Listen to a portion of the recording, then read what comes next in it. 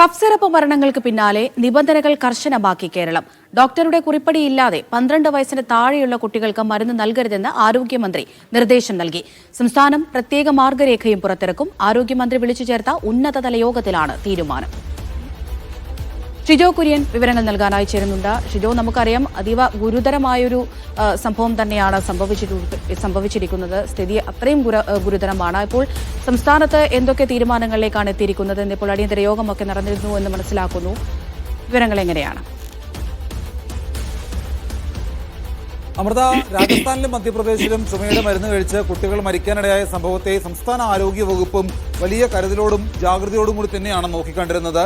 ഇതിന്റെ തുടക്കം മുതൽ തന്നെ ഇതുമായി ബന്ധപ്പെട്ടുള്ള സാഹചര്യങ്ങൾ നിരീക്ഷിക്കാൻ ആരോഗ്യമന്ത്രി വീണ ജോർജ് KMSSCL നിർദ്ദേശം നൽകുകയും സംസ്ഥാനത്ത് കോൾഡ്രിഫ് മരുന്നിന്റെ വിൽപ്പനയും അതിന്റെ ഉപയോഗവും അടിയന്തരമായി നിർത്തിവെക്കണം എന്നുള്ള നിർദ്ദേശവും ഒക്കെ കഴിഞ്ഞ ദിവസങ്ങളിൽ ആരോഗ്യമന്ത്രി വീണ ജോർജ് ബന്ധപ്പെട്ട ഉദ്യോഗസ്ഥർക്ക് കൊടുത്തതാണ്. ഡ്രഗ്സ് കൺട്രോളറുടെ നേതൃത്വത്തിൽ സംസ്ഥാന വ്യാപകമായിട്ടുള്ള പരിശോധനയും കഴിഞ്ഞ ദിവസങ്ങളിൽ തുടർന്നു വന്നിരുന്നു.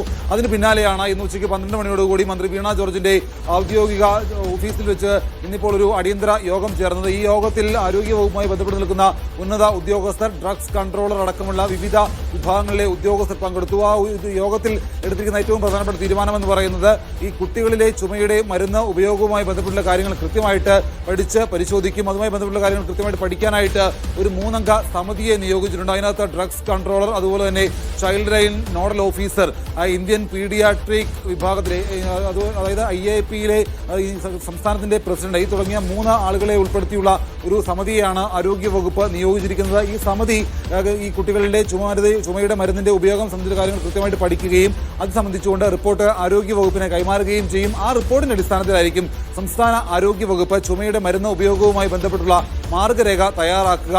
സംസ്ഥാനത്ത് 12 വയസ്സിൽ താഴെയുള്ള കുട്ടികൾക്ക് ചുമയുടെ മരുന്ന് ഡോക്ടറിന്റെ കുറിപ്പടിയില്ലാതെ നൽകരുത് എന്നുള്ള ഒരു കാര്യം കൂടി ആരോഗ്യമന്ത്രി മുന്നോട്ട് വെച്ചിട്ടുണ്ട്. കാരണം ഡോക്ടറിന്റെ കുറിപ്പടിയില്ലാതെ ഒരു തരത്തിലും 12 വയസ്സിൽ താഴെയുള്ള കുട്ടികൾക്ക് ചുമയുടെ മരുന്ന് ഇനി കൊടുക്കാൻ പാടില്ല. പഴയ ഡോക്ടറിന്റെ കുറിപ്പടി കയ്യിലുണ്ടെങ്കിൽ പോലും ആ കുറിപ്പടി കൊണ്ടുപോയി ഫാർമസികളിൽ കൊണ്ടുപോയി മരുന്നുകൾ വാങ്ങാനുള്ള കാര്യങ്ങൾ ഉണ്ടാവാൻ പാടില്ല. അങ്ങനെ ഫാർമസികൾ പോലും ആ കാര്യങ്ങൾ ശ്രദ്ധിക്കണം എന്നുള്ള കാര്യങ്ങൾ കൂടിയാണ് ആരോഗ്യമന്ത്രി വീണ ജോർജ് പറഞ്ഞിട്ടുള്ളത്. എന്തായാലും സംസ്ഥാനത്ത് നിലവിൽ ഈ കോൾഡ്രിഫിന്റെ ഉപയോഗവുമായി ബന്ധപ്പെട്ടുകൊണ്ട് ആശങ്കപ്പെടേണ്ട ഒരു സാഹചര്യം സംസ്ഥാനത്ത് ഉണ്ടായിട്ടില്ല.